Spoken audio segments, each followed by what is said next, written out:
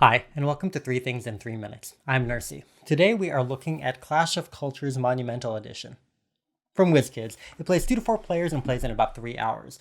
What it's about, Clash of Cultures Monumental Edition is a revised version of the 2012 original Clash of Cultures game, including the Civilizations expansion. So it's essentially an unofficial board game adaptation of Sid Meier's Civilization V. So this 4X game has players developing their nations from their beginnings through roughly the Bronze Age.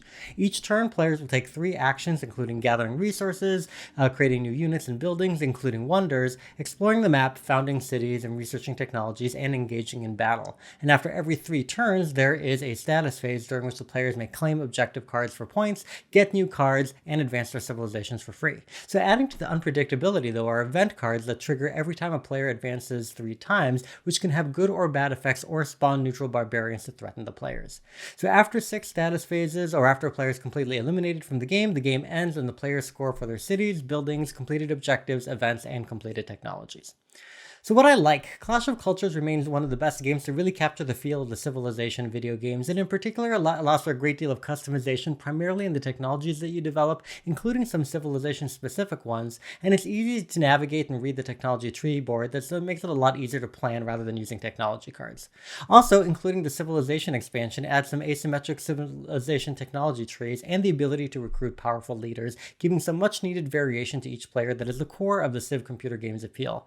And it looks great on the table with a map that expands out in a way that's clear but still eye-catching, and one of the greatest parts of the game is adding individual buildings to your cities, which not only looks impressive but also gives you a quick visual cue as to what each city can do.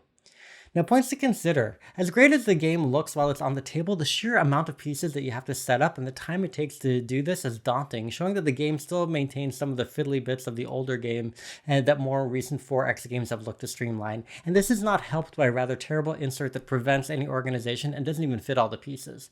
And also, the sheer options of the technologies available to you in the game give us a great open-ended appeal, but keeping track of the individual rule changes for each technology that you've acquired by the late game, in addition to some of the easy to miss rules in the book, means that you're likely to miss something until you're really familiar with the game. And like many especially older Civilization games, it can be quite hard to catch up if you've fallen behind, particularly if another player has taken over one of your cities, and the game does feature player elimination. So, in summary, it's an updated version of the excellent Clash of Cultures, including some asymmetric expansions and all the detailed rules of the original.